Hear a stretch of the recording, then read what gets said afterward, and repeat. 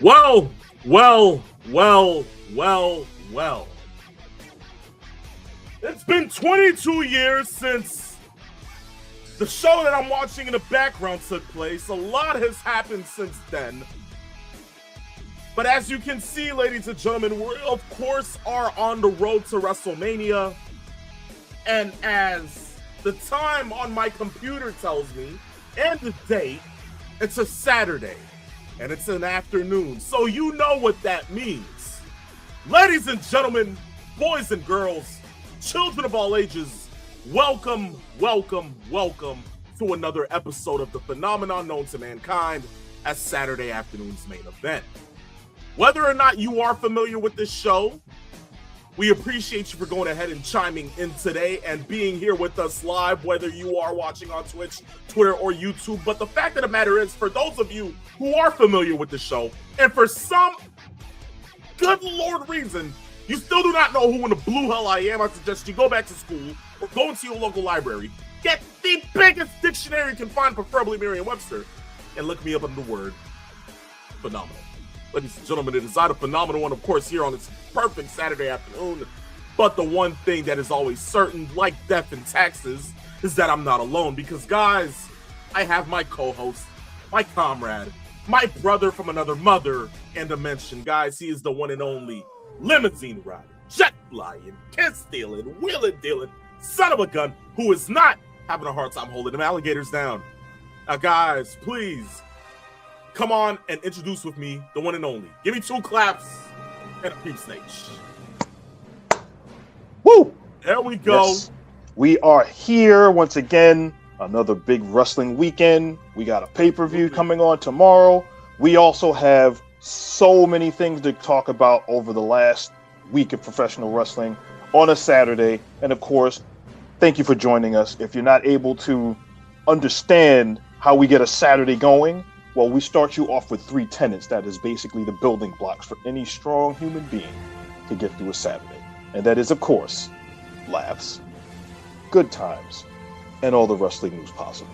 Almost That's like what the we middle do finger here. at the crowd. But damn, okay. I would never. Woo! I would never. Exactly, peeps. Yes. The one only good face of same, right? But Yes. peeps, from what I'm understanding, we're not alone? I believe we do have somebody here with us. Somebody that is an alumnus of the original Saturday afternoon's main event. And especially since today is March 14th, it's Pie Day. And I am pretty sure that this person, loves pie. So ladies and gentlemen, I get to you, the one and the only, not just your uncle, not just my uncle. He's everybody's uncle. Ladies and gentlemen, let's introduce him in. Go right on ahead. Welcome, welcome, welcome to once again, folks. I am here back live on Saturday afternoon main event. I am still your DFC because I know it's been a while. And I know my boy is no longer Intercontinental Heavyweight Champion, but he is still the greatest Triple-A Mega Champion of all time. And we are now exactly, yes, for you Spanish-speaking folks, but for you English-speaking folks, we are 36 days away from the grandest spectacle in our business. It is called WrestleMania. Folks, it is great to once again be back because it is still under the umbrella of the Uncle Triple C era. I am here live. Oh my goodness. Oh my goodness. What happened? This is what happens. I'm here live. Cameraman. Cameraman. Zoom it. Zoom it. You're Zoom it. Zoom it. fired. You're fired, cameraman. Yes. You're fired. This is here. I am here live in studio. My tag team partner, my pristine colleague, Mr. 411 Christopher Morton. He is not here today. Maybe he may show up. But, you know, over the last few weeks, I have heard, not you, the people's nature boy. But, you know, I used to call you a year ago, you piece of hot garbage, phenomenal one. But you are my nephew, so don't worry. You are not a piece of hot garbage. But because of the fact that you have trashed my boy, the king of the luchadores, Dominic Mysterio, you know, I'm beginning to think you are a deadbeat nephew. That's what you are, a deadbeat nephew. But anyway, folks, welcome to Saturday afternoon's main event. We are on the road to WrestleMania, and look at that! And look at that! He's wearing that stupid Penta mask. Unreal. Folks, this is going to be a stacked show. We have a lot in store for you. We have everything we're going to be talking about. Road to WrestleMania. That other third promotion at AEW. But anyway, we are here live. Tell us what you really think. Tell us how you really feel, right? Oh boy. But Uncle, Yes. Uncle, it is great to have you on the show this week. And of course, we know, that you will be here with us for the rest of WrestleMania season. Yes. So, it is Unlike great to Riyadh have- season, this is the season that we want everybody to watch. So yes. I mean, we're not stealing money from anybody's pockets. So, hey, Uh-oh. I drink to that as well, Uncle. I drink to that as well. But in all duality, gang is here. You guys are here. We thank you guys for going ahead and tuning in today. We have a stacked show for you guys. A lot has happened this week. And I think it's only fair that we go ahead and get into today's show. But before we do that, if you guys want to follow us on all our social media platforms, you can do that by following us on our Instagram at Saturday Afternoons _main event, our Twitter at Saturday Main, and our TikTok, where you can go ahead and keep up with all the latest social media news and updates and memes for your entertainment and enjoyment. You once again, you lied to the people, Phenomenal One. You have lied. You have not posted nothing in months. Why are you lying to the people? I lied to the people. Like, there's stuff on there. You have the lied algorithm to isn't the working. people. The algorithm isn't working. How can you blame me? I posted twice this week. It's not working. You must have not It's seen going to be a very interesting It's- show. it. Guys. It's gonna be a show like that today. Yeah. It is unfortunately. But all in all, look, TikTok being at Saturday Afternoons ME. But with that being said, I think it's only fair that we can go ahead and get into today's show. Of course, when you hear this sound, guys, it's time for one thing and one thing only. It is time for 3 Rope Talk. All of the professional wrestling news you can get here on Same that consists within the span of the squared circle. Now, order of business, SmackDown. I think it's only fair that we go ahead and get started with this to talk about on Same today. Yes. Randy Orton. 2009 Randy Orton is only renowned as possibly one of the biggest, if not one of the best heels the business has ever seen.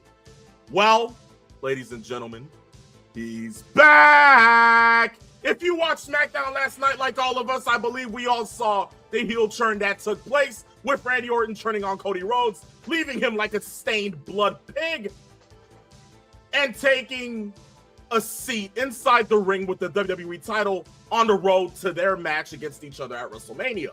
Uncle Triple C, we'll start with you. How did you feel about that heel turn? Well, compared to Raw, which I know we'll get talking about Reigns and Punk, you needed a face and you needed a heel. Me personally, I think WWE dropped the ball on this one. Now, don't get me wrong, the angle was great, shocking in a way. So I feel that you had the wrong person turning. But again, Randy is a great heel. He prefers to be a heel. I thought it was great. Cody Rhodes, and it's funny because WWE does not use blood often compared to that promotion, that third promotion on Wednesday nights. But the way I look at it is when you look at Cody Rhodes bleeding on network television, it packs a punch. Great angle. You heard the boos when Cody was, when Cody came out, compared to the cheers for Randy, and I'm sure next week, I'm sure, a lot of fans will be cheering for Randy anyway. And I feel like Cody's now, I guess you're going to say, become the new John Cena. The I guess the males or the adults will boo him, and the fans will cheer him, and the kids will cheer him. But although I thought it was a great angle, thought it was well played, and it left some viewers surprised, and including yours truly. Okay. Well, thank you for that, Uncle Triple C. Peeps, I'll get to you right now. Of course, we have that thought process and that definition going around of what would be called a white meat face, right? Pretty much in a sense, boring, unexpectable, not caring about. And milk toast. Indeed. And from what we saw last night, it seems like Cody Rhodes is fitting that definition due to the amount of cheers Randy Orton got upon that attack happening. I have to ask you, this is the third year straight Cody Rhodes is going into WrestleMania with another legend turning heel upon him. Do you believe that WWE's tactics towards making Cody Rhodes more of a face will work? Or is this another sense of now WrestleMania 22 all over again? The people love Triple H and the people hate John Cena. Is that what's going on right here with Randy Orton and Cody Rhodes? What I think is happening with Cody is that this is, in their minds, the John Cena redo of what they think the reaction and the road to WrestleMania should have been with Cena in place going in. This is their chance to redo this. I think also part of this is, one, the fans have a reaction towards Cody. They love his song. They love to sing with him. They love to interact with him. But what I think this is the fact that, one, the fans are quite apoplectic for how Drew McIntyre's push has been handled over the last few weeks. So I think that there's that aspect of the fan reaction. Second of all, if there was going to be a turn, because we talked about this the last couple of weeks, that there had to be a turn for this match to even be looked at as something that anybody wants, because in today's wrestling, it's very rare that you can have a main event at a premium live event or a pay-per-view where it's purely a face versus a face and the fans keep their interest. Second, on top of that, you also have to look at the fact that the nuggets, the breadcrumbs of this have been drizzled over the last year. If you've noticed, if they go back to what we think they're going to do, the last year or so, because Randy Orton's been back in WWE for almost 2 years now, since his back surgery and his recovery and everything else. Every promo that Orton has done, every time he has been on camera with Cody Rhodes, what have you seen him do? He stares at Cody's belt. In all the time that Cody was the champ, he'd take a look, and then he would look back, and then you wouldn't speak of it again. Yes. But he would see him and notice that he would be there. Or when he would leave the promo area after they were done, he'd tap the belt and walk off. That's where the seeds have been kind of entered and started to germinate, going from that sense. But as you're looking at how they're building right now, there had to be a turn.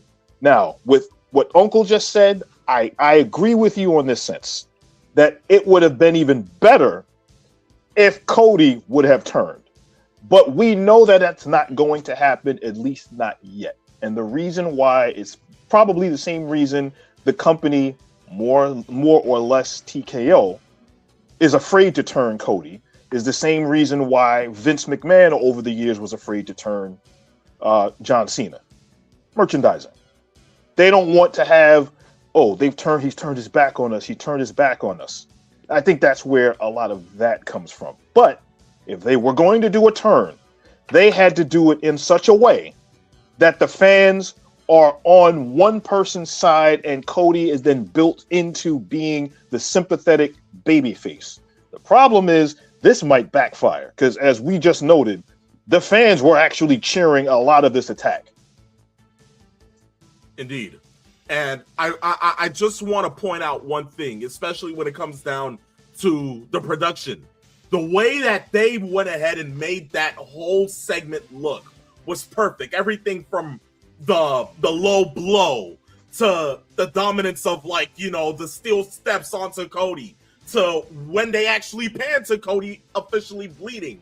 When Randy ripped it, when Randy ripped his shirt off a while in the ring and proceeded to beat him up, that was perfect. Perfect. And just silhouette itself, when it comes down to the way that we know unprotected head chair shots have been completely wiped off the face of the earth since 2007. And they finally went ahead and at least did something close to that, with Randy going ahead and hitting Cody in the head with a steel chair, with the steel steps, at least adding cushioning for more of the hit. And the camera panning out to the WrestleMania sign and Randy Orton standing over a battered and bruised Cody Rhodes. Cinema indeed, but the reality is we have 6 weeks left till WrestleMania. Well, less than that at least. But in all duality, we are on the road to WrestleMania indeed. I can't wait to see what happens in the next couple of weeks. We have a good amount of time for the build to catch on more, but we have to wait and see what happens with that. I guess we can go ahead and move away from Randy Orton and Cody Rhodes. I want to speak one more thing about Drew McIntyre and Jacob Fatu. As we can see, we're probably going to be getting that match at WrestleMania, but it seems like we're going to get that match next week as well on SmackDown. Uncle Triple C, when it comes down to Drew and Jacob, how are you feeling about the direction that they're going currently? It's fine for what it is. Obviously, Drew dropping the belt. I have stated this, through friends, but really not on the show. I would have preferred Drew to retain the title and have him defend the title at WrestleMania in some kind of, in a triple threat or four-way. But I guess, the plan was to turn Randy heel. As far as Drew and Jacob goes, listen, Drew is, I feel, the #1 heel in WWE right now. And he's done just a tremendous job, him opening the show last week, as you would expect. Him talking about, going after Nick Aldis, and the points that he made about Cody were actually true. And he really does not lie. Although Nick came back with hey, you know what? Now I know why you didn't want to face Cody, because you can't beat him. So it was what it was. So I thought we were going to go in that direction. But again, it makes sense. Jacob coming out and saying to Drew that you don't need to blame Nick, don't need to blame Cody, because I was the one that got you, or that made you win the title. So you know what? I made things right. I took the title away from you, basically. And their feud, which surprisingly I thought it would culminate at WrestleMania. Maybe it still will. A little surprised that they're going to have the match next week. But all in all, indeed, just great feud. Yes, indeed, I agree. But from there we can move from that to Raw this past Monday night. I think the one thing that we all need to talk about here, first and foremost, for the sake of Uncle Triple C, is the fact that Dominic Mysterio and the rest of Judgment Day have turned on Finn Balor. Yes. Of course. I'm really curious to hear this. I'm really curious to hear this. Again, I speak the truth. The bottom line is Finn Balor is a waste. He is nothing, okay? Because guess what? Hey, listen, in this business, everybody will eventually turn on everybody. So here's the bottom line. Hey, Finn, it happened all the way back with what you did to Edge. Remember that? Remember what you did to Edge? Damian, Rhea, it happened to you. Well, it's never going to happen to my boy Dominic Mysterio, because he's the king of the luchadors. But the bottom line is this, is that Finn Balor, you had a chance to make it right by helping Dom retain the IC title. But no, you want to become Mr. Good Guy. You want to, hey, you know what? Let me do it for the people. To hell with what people think. The bottom line is that, hey, you lost against CM Punk in your home country. You lost in Chicago. You are now nothing. Now, Dominic Mysterio, he is still the greatest AAA Mega Heavyweight Champion of all time, and he will be defending his title tonight, in AAA against Vikingo. And the stipulations are, if somehow Dom loses, he is out of AAA, but that will not happen. But end result is that we knew this turn was going to come. We knew it was going to happen. I'm glad it happened. And you know what? kudos to JD for sticking with Judgment Day. You know, Uncle Triple C, Dominic is still cursed. So, Peep Snitch, I move forward to you. He did just mention that Dominic Mysterio will be defending the AAA Mega Championship tonight. Oh boy. Peeps, in all duality, just for the sake of the feud, shouldn't Finn cost him that match tonight as well, just to prolong their match at WrestleMania? I'll put it to you like this. If it happens, we're not going to hear the end of it until WrestleMania. I'll guarantee you that. Which will be perfect, because I will be sitting here mocking my dear old uncle. Trust me, I still love you. For the rest you of the are a WrestleMania deadbeat nephew. You are a deadbeat nephew. You no longer a piece of hot garbage. You're a deadbeat nephew. Still love you. I still love you. Course. But the way that they built that was actually really good. Indeed. I think the way, first off, as you talked about on SmackDown, the camera work was impeccable. Indeed. Because the reactions that they got between Finn, when Finn turned around and then he got in Dom's face and Dom got back in his face and they pulled them away. And then there was a separation between Judgment Day. Oh, we're going to hold Finn back. Oh, we're going to hold Dom back. And then you didn't know what was going to happen. And then JD guzzled Finn. And the camera work came out of nowhere. All you saw was the clothesline. And then they just went and they went Brooklyn on them and stomped them into the ground. So if you're looking at it from that sense, not only are they setting up this match at WrestleMania for these two, I would not be surprised. And this is just me. I don't know if this is going to happen. If it's going to happen or not. I have a firm belief that we're going to see the return of the Demon at WrestleMania. And I think that's where they're going now, because this company already ruined the Demon for the last year or so. They need to bring him back, and I think that that's where they're headed with this, depending on how intense this feud gets between now and WrestleMania. Now I'll say this. After Dominic lays waste to Vikingo tonight, I think that at WrestleMania, for the first time ever, it will be Dominic Mysterio against the Demon Finn Balor for the AAA Mega Heavyweight Champion at WrestleMania. What do you guys think? I actually think that's not a bad idea. It isn't a bad idea. That's not a bad idea at all. Because I would love to see that. Giving AAA exposure on WrestleMania to have their title defended at the show of shows would definitely be perfect. I just don't feel that this feud. I don't care what you feel. I don't care what you feel. It doesn't matter what you feel. Is this just your way of coping because Dominic is indeed going to be losing the title tonight to Vikingo? You are a deadbeat nephew. Carry on. Well, speaking of family ties here on Saturday afternoon. He calls you a deadbeat, and this is carry on. You gotta love it, right? But yes. Speaking of family ties here on Saturday afternoon's main event, we moved to another segment that took place on Raw this past week, and that comes down to the family ties of the Bloodline and CM Punk. Yes. Of course, those war of words were exchanged between Punk and the Usos. The Usos going ahead and kind of earlier in the night having their thing with the Vision and preferably standing over and having an interview.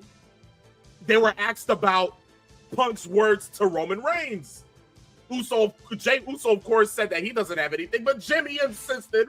Later that night, they went ahead, asked Punk to say sorry. Punk didn't want to apologize, then spoke about his history with the Bloodline itself and Alpha and Sika and Samu, and then proceeded to say that Roman is still a bastard, a piece of crap.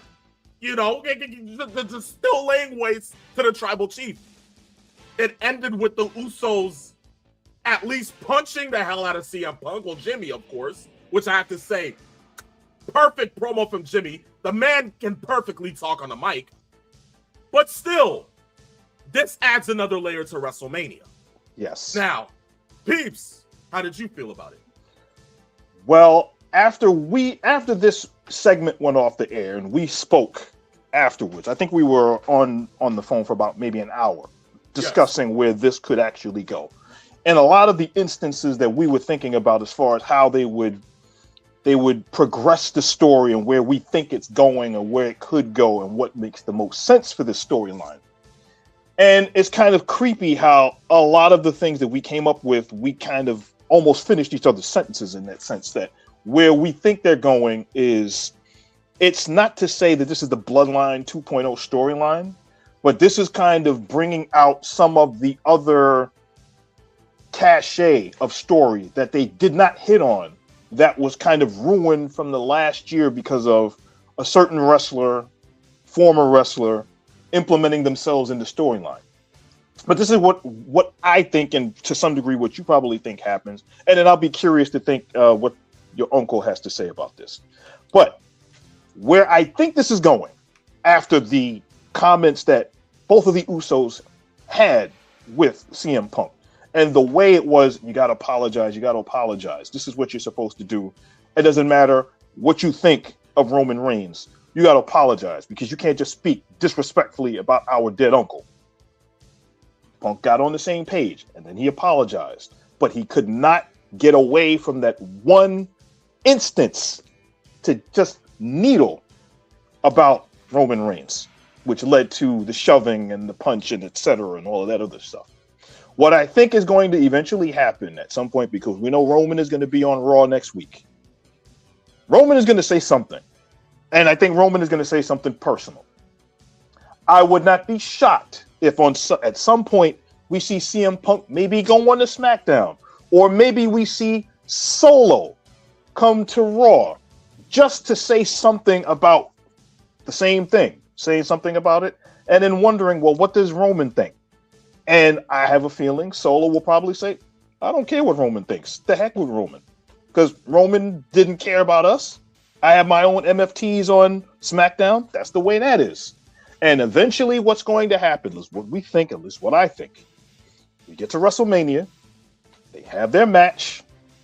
Somebody is going to interfere, or at least do something that will be very, very interesting toward the main event of this match.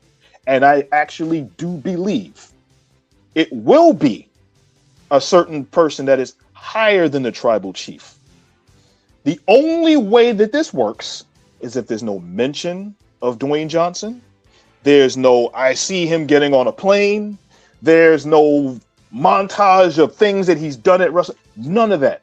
You go to WrestleMania, you have the match, and then you have The Rock interfere and cost Roman the match.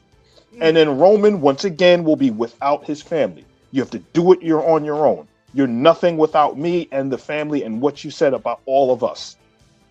And then that brings it to what the eventual build is supposed to be for, and that's next year's WrestleMania, where they can finally go back to what they were initially wanting to do last year, which was Roman and The Rock.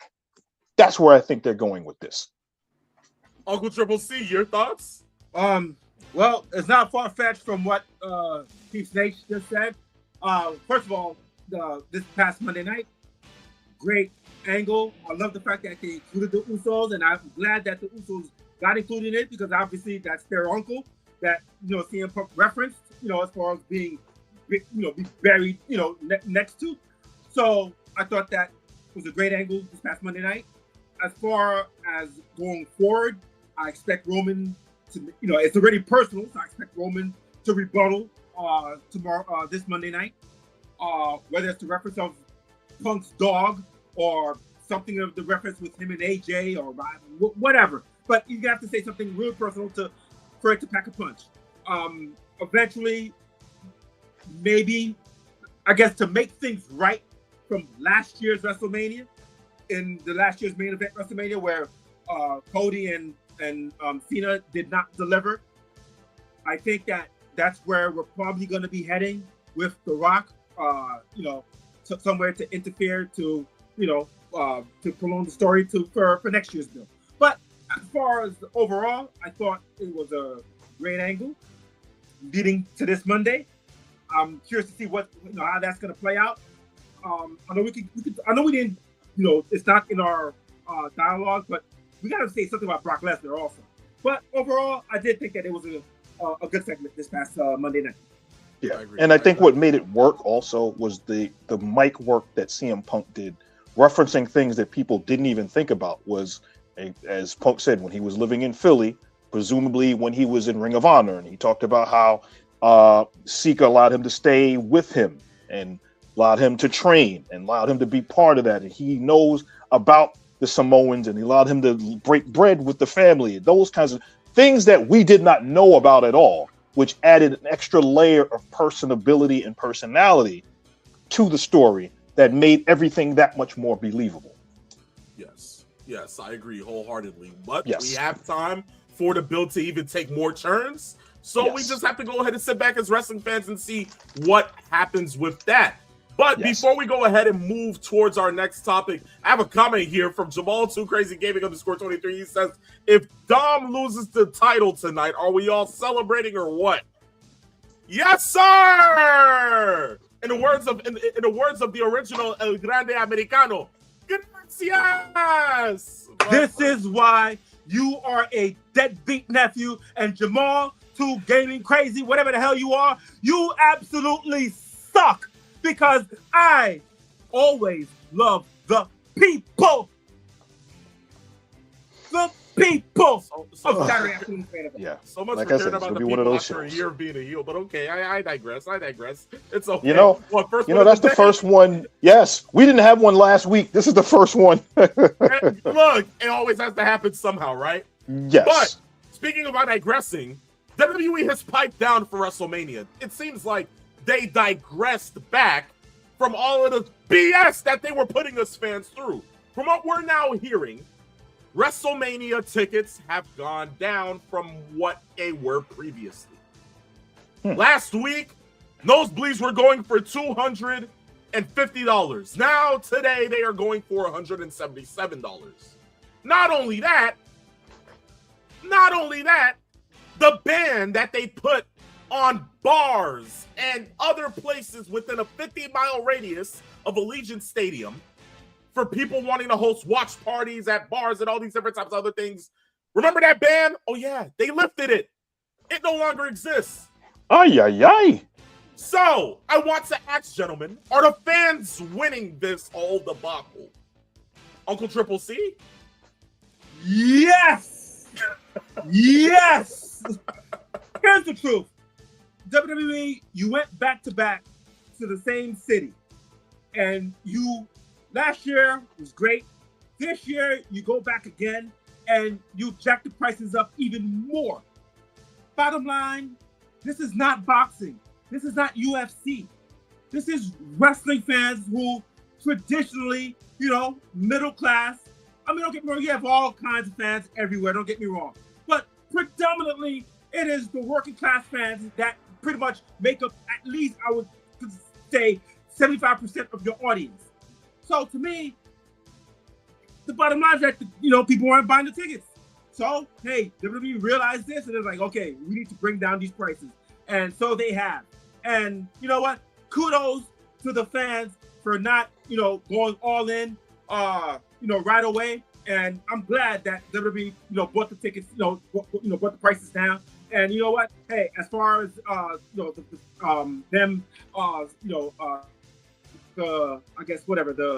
where you can see the watch parties and stuff like that. I'm glad WWE has decided to not go through with that. So I'm glad that the fans are winning. So good for the fans. Peeps. This is the perfect example of what happens when a corporate company tries to defenestrate their fans, throw them under the bus, and make them think that they feel lucky enough to be able to see their product by telling you, we are the only game in town. So you're going to come and see us. Last year, where they had record ticket sales, record outcome. For the 2 days that they were in Vegas, they did well over, 100,000 between the two nights. Extra amount of money. And of course, you're going to make a lot of money when you overcharge for each ticket and each seat. We're in an economy right now where people are just fighting to make ends meet, to eat, to pay rent, car notes, etc. You only have a finite amount of disposable income. Wrestling fans will commune anywhere they feel that they can go to get that experience if they can afford it. And even if they can't, they'll try to do their best to go and see if they can. Problem is, When you go to the well one time and you bring something out, that's one thing.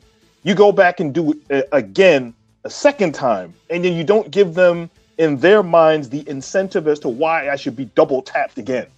That's where the issue is. Then you make it even harder for those fans that can't get to Allegiant Stadium because either they don't want to go into the stadium or they just can't get the tickets because they can't afford to.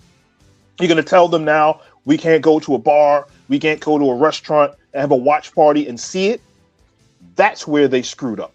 And as I've said before, and I've been saying this for at least a couple of years, this is where AEW should be marketing their product as the alternative of affordability toward what WWE does. Because irregardless of what you think of certain things within AEW, their product is much more affordable in that sense. They've got all of this great talent. They can go ahead and tell you, this is what you're going to see, and you're not going to pay an arm and a leg for it. And that's the difference. So the WWE, I think this backfired on them, and then they had to kind of reel it back and realize, okay, you know what? We've got to relent. I agree. And it's good that it's happening now. Of course, it's going to happen for the next couple of weeks due to the fact that they're still not even passing the 40,000 threshold for tickets being sold for either night. So it's like, look, it should happen more as time progresses, but we will They've got 36 days. 36 days. We'll continue to monitor the story. Hopefully they do pass that threshold because we know it's only been shown that they're only marketing about 40,000 to 45,000 tickets per night. So it's a vast difference from what they were doing last year. We'll see what happens continuously. But from there, it seems like Uncle Triple C gets the opportunity to dim the lights because we're moving from the world of WWE to All Elite Wrestling. Well, there goes Uncle Triple C. Oh, boy. It's like down goes Frazier. Yes. But in all duality, peeps, let's talk Dynamite for a quick second. That was the go-home show for AEW Revolution, which will be taking place this weekend, tomorrow night to be exact, in Los Angeles, California at the Crypto.com Arena. Peeps, what did you think of the show? I thought it was a pretty good go-home show. They showcased a lot of the things that they needed to showcase. One of the things that they did showcase was I guess you can call it the re-debut, if you want to call it, of Persephone, who was on AEW once or twice. She had a TBS title match with Willow Nightingale, which was a pretty good debut as well.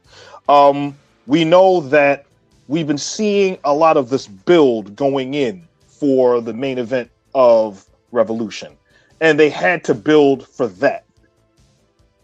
That's where we're going to have an issue, because at the end of the show, they had a press conference between Hangman Adam Page and MJF.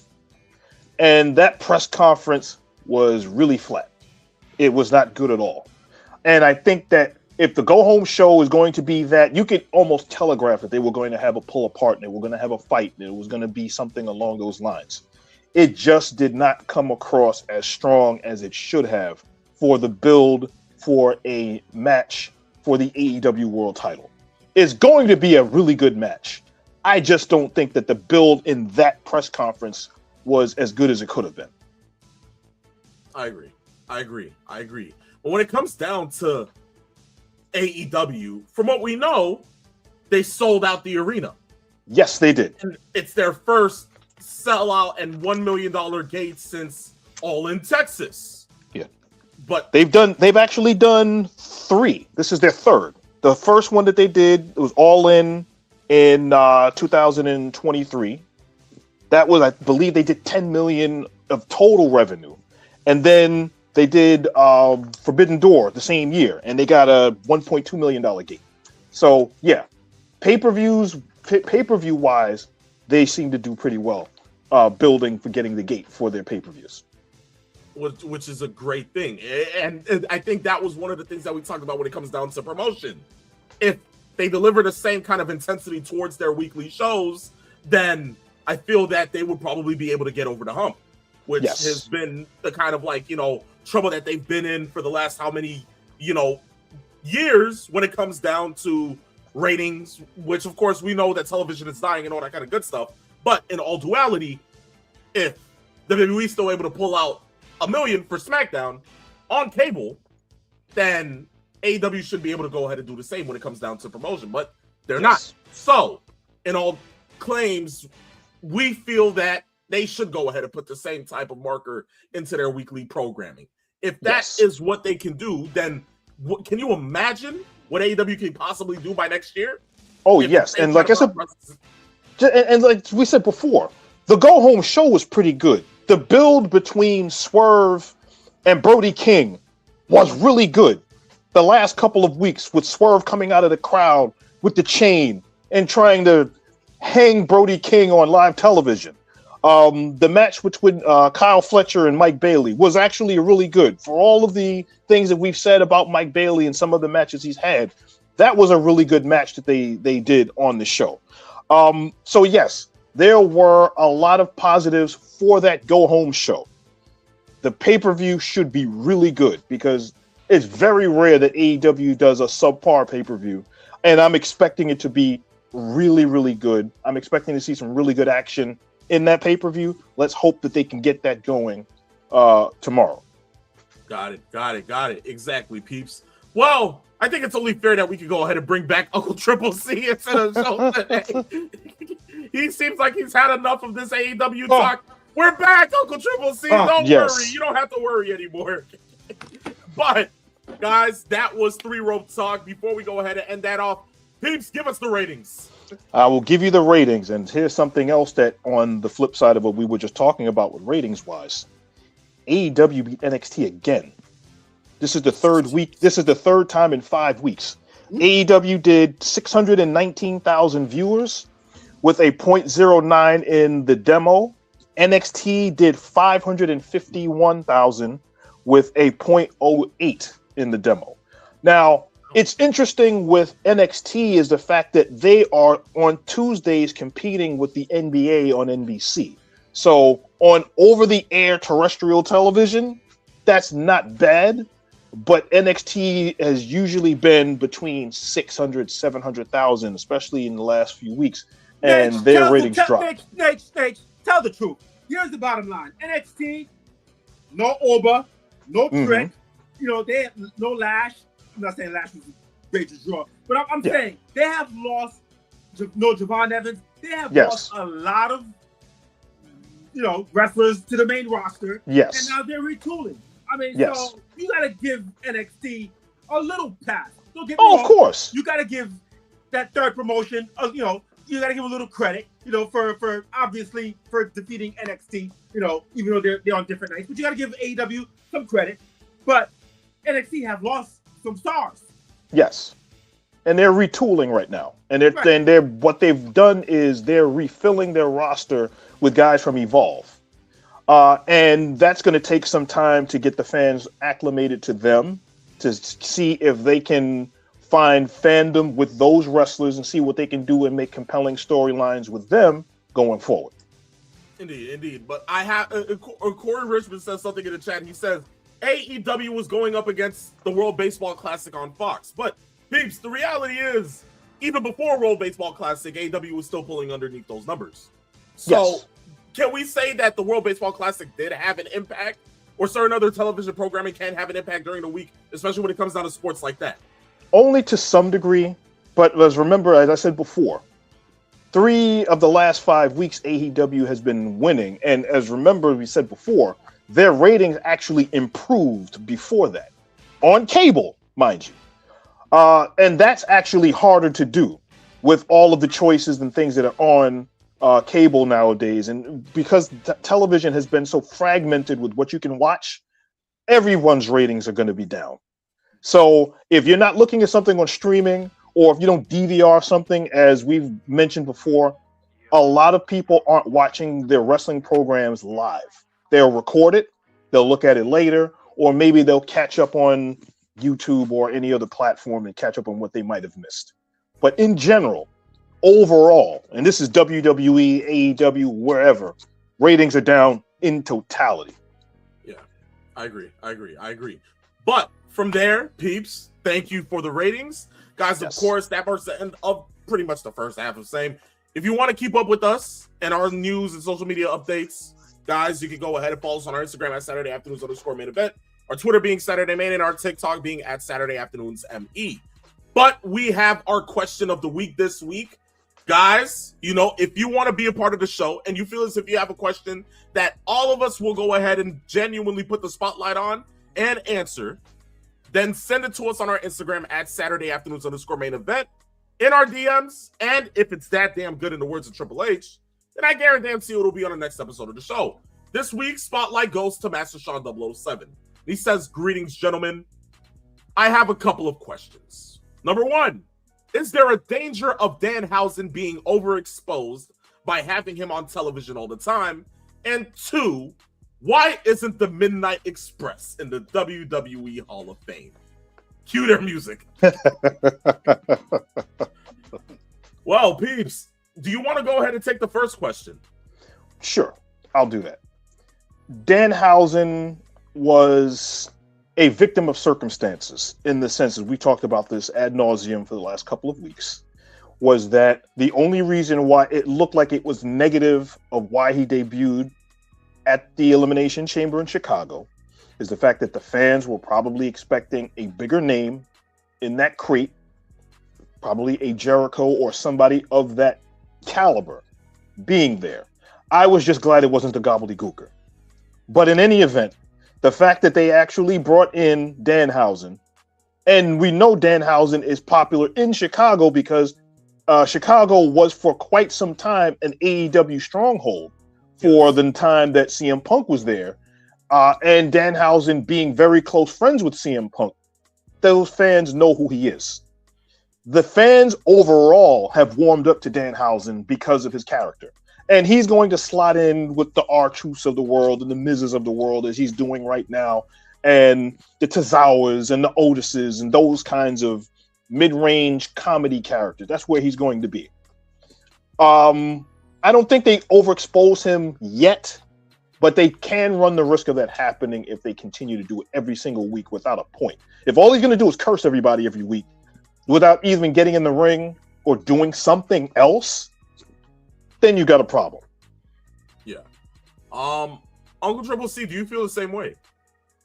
Danhausen, you're a piece of hot garbage, because the bottom line is that you cursed my boy a couple of weeks ago. But clearly, the fans have warmed up to him.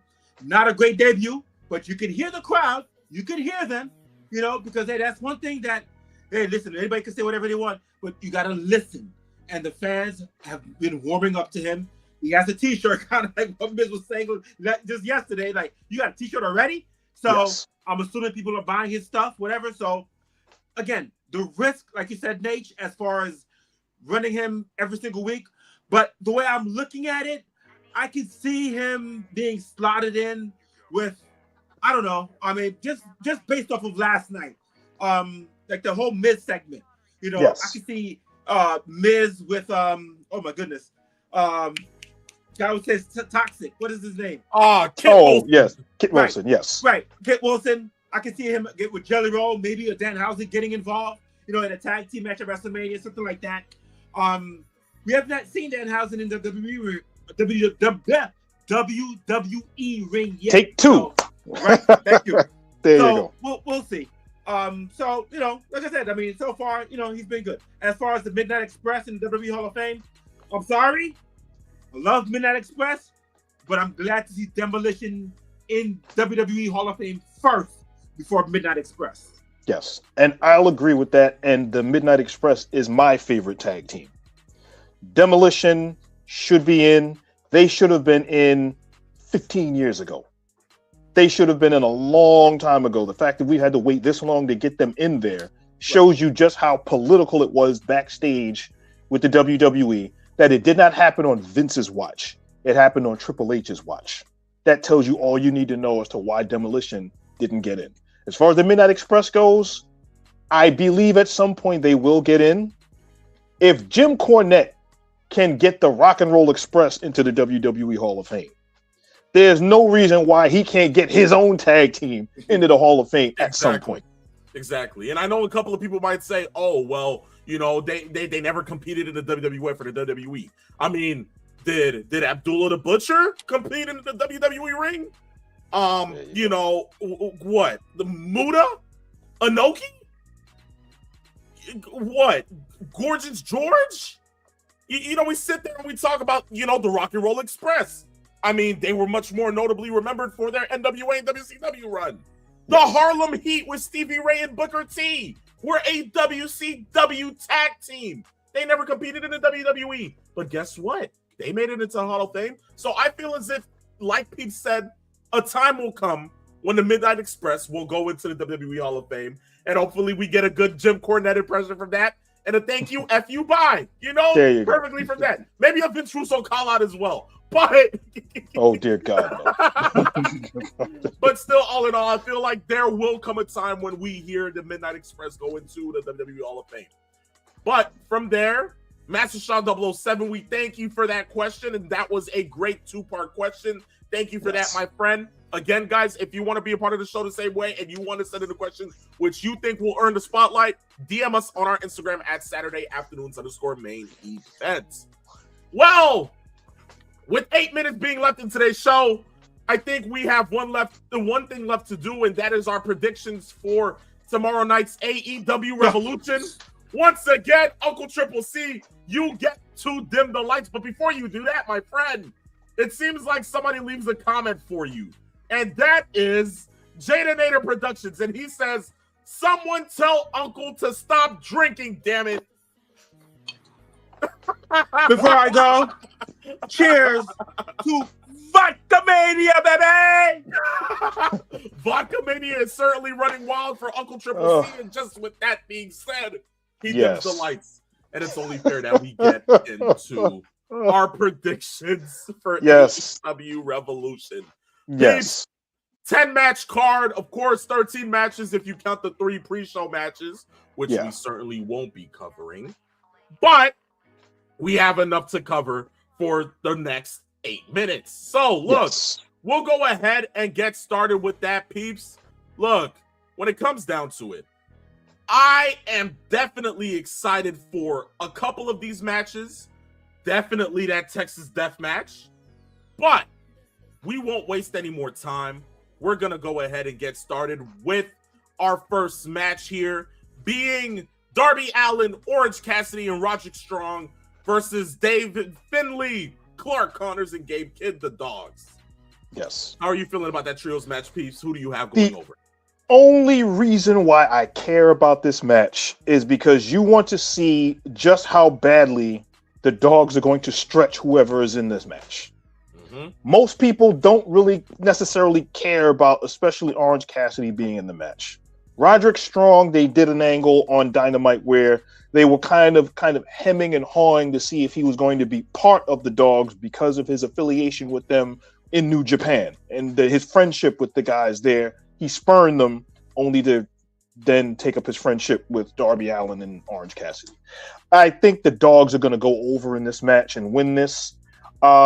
Only because of the fact, like I said before, they have to establish these guys. They've just come in, especially with David Finlay being the newest member in AEW. But we've also seen how they do people with debuts. But this is a little bit different. I think that the Dogs are going to win this one. Okay, marking me down for the Dogs as well, peeps. I do feel that with this being David Finlay's first AEW pay-per-view, I feel like you can only go ahead and go in with a bang. Have them and the Dogs go ahead and win this match. From there, we'll move to the next match here. The Babes of Wrath, Harley Cameron and Willow Nightingale, of course, the AEW Women's Tag Team Champions, going up against Megan Bayne and Lena Cross with the titles on the line. Peeps, you can pencil me down for the Babes of Wrath to retain.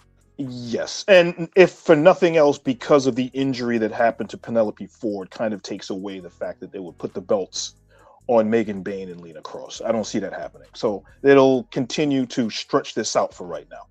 At least until we get the female British Bulldogs, the Brawling Birds, and that's going to be in London, and I think that's what'll happen. So, yeah. Okay. Got it. No problem then, peeps. Look, Tomlin, Toni Storm, Marina Shafir. Of course, we know that Everyone a part of their certain groups are banned from ringside. This is a regular singles match. Peeps, is this finally a chance where we go ahead and get to see Marina Shafir go ahead and go over? Or is this going to forever be timeless? I can see Marina Shafir winning this match, but the way that they've booked this, it's almost as if it's still going to be timeless. I will actually go on a limb, and I'll say Marina Shafir will win this one. I'm not as confident in this one as I would like, but I would not be surprised if Shafir wins this. I think Marina Shafir is going to win this one. Got it. Okay. Same here. Well, peeps, the trios match for the AEW World Trios titles. The Don Callis family, of course, Kaz Okada, Kyle Fletcher, and Mark Davis, the champions, going up against Mystico and Jet Speed, the tag team of Kevin Knight and Speedball Mike Bailey. Peeps, who do you have going over? I actually think that Okada, Fletcher, and Davis are going to win just because of the fact that how over the three have been as a group.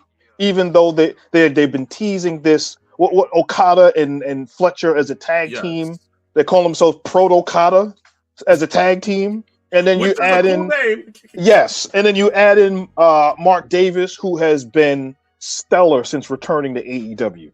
I think that the reward for this right now would be to take the belts off these guys. And I think that eventually this leads to Bailey and Knight either going after the tag team titles or them splitting up and going singularly after singles championships. So that's what I think is going to happen. I think that the Don Callis family is going to end up winning this one.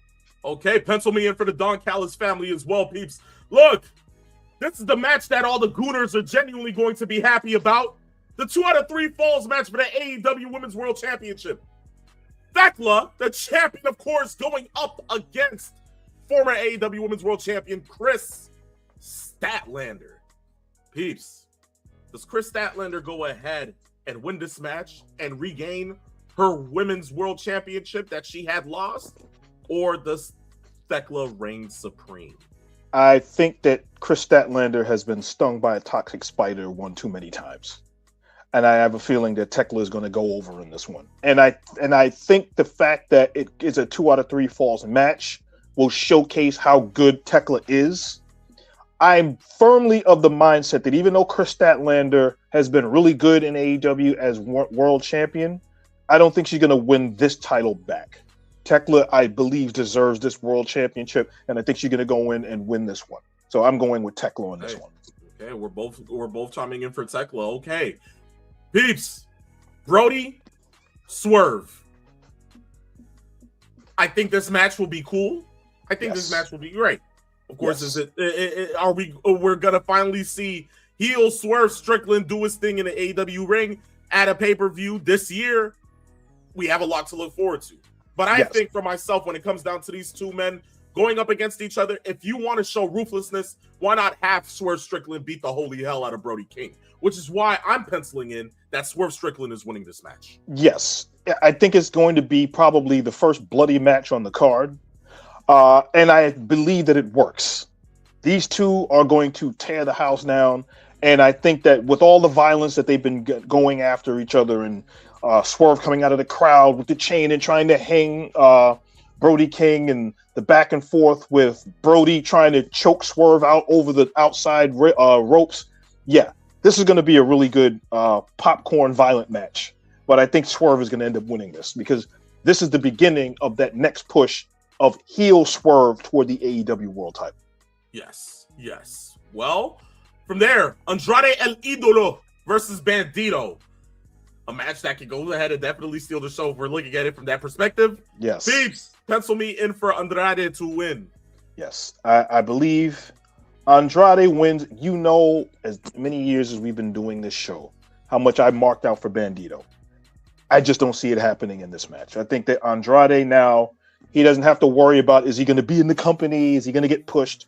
Andrade is penciled in for me to win this match. Okay. Well then, the no time limit match for the AEW Continental Championship. No time limit, peeps. Which is shocking when it comes down to the Continental title. But Moxley Takeshita. Takeshita better win this match. Takeshita, I will reiterate, Takeshita had better win this match. Yes. And that's all I'm going to say. Yes. It should be a good match from the standpoint of it's Takeshita in this match. And for all of the times that we've ripped Jon Moxley on this show, the match that he had with Takeshita was actually pretty good. So from that statement, Takeshita had better go in and win this. Okay. Well, we both are feeling for Takeshita to go ahead and beat Moxley. We move from there to the tag team match for the AEW World Tag Titles. FTR versus the Young Bucks. What are we searching for the Young Bucks this past year? Going ahead and getting back to their regular commodity-wise, FTR being FTR, we know that this is going to be a great tag team match, depending on how long the time goes for. But when it comes down to who walks out with the titles, peeps, give me the Young Bucks. You got the Bucks winning. I got the Bucks winning, and I think this is the first one that we might disagree on. Yes. I wouldn't, as much as we've been seeing them build toward the Bucks, I think it's almost so predictable that the Bucks would come in and win this. FTR are still the best team in the company. And I'm still going to go with the fact that somehow they're going to find a way on the pay-per-view to win. Somehow, some way, something is going to happen and FTR is going to hold on to those tag titles. I don't see the Bucks winning the belts. I just don't see it. Okay then. Well, we have yet to go ahead and see what happens with that, so we'll see what happens with that tomorrow night. But yes, last match, peeps, the main event, which I can hope is going to be the main event. MJF versus Hangman Adam Page, the last chance Texas death match for the world title. And if Page loses, he will never be able to challenge for the AEW world title again. So this can only mean that Hangman Adam Page wins this match, right, peeps? No. And we're both on the same page. Yeah. MJF is definitely winning this match, peeps. I can't see it go any other way. Exactly. MJF, like I said, it'll be a good match. I don't know if it'll be a bloody match because they've had bloody matches in the past. But knowing that being the case, that's where I'm going with MJF winning this. And then going into the sunset to find out what the next chapter of the MJF experience is here in AEW. Okay. Well then, peeps, thank you for that, my friend. And as we peer into the studio with the cameraman sitting there and having a good shot on Uncle Triple C taking his daily nap of AEW, yes, we can gladly say that, guys, this marks the end of today's episode. Yo, how was hibernation, Uncle Triple C? After 10 boring minutes of AEW predictions, well, my boy, the king of the luchadors, he will be defending his AAA Mega Heavyweight Champion tonight against Vikingo. Remember, the stipulations are, if Dominic loses, he will be out of AAA. If he wins, Vikingo can never, ever challenge for the heavyweight title as long as Dom is still champion. So, of course, this will mark the end of Saturday afternoon's main event for my pristine colleague, Mr. 411 Christopher Morton. I am still your uncle, Triple C, saying for these two guys, for that deadbeat nephew, phenomenal one. And of course, since the love involved. Whoa! That definitely goes ahead and tells you a lot. But I'll take the slack. But yes, like you said, that is Uncle Triple C. I am the phenomenal one. Yeah, this was where we came. We saw. And in the words of the great Paul Heyman, send us home, peeps. We conquered. We conquered, ladies and gentlemen. See you next week for another episode of Same. That's it. Peace. That's it? That's it. Thank you for the house. Indeed. Peace. Love. Farewell.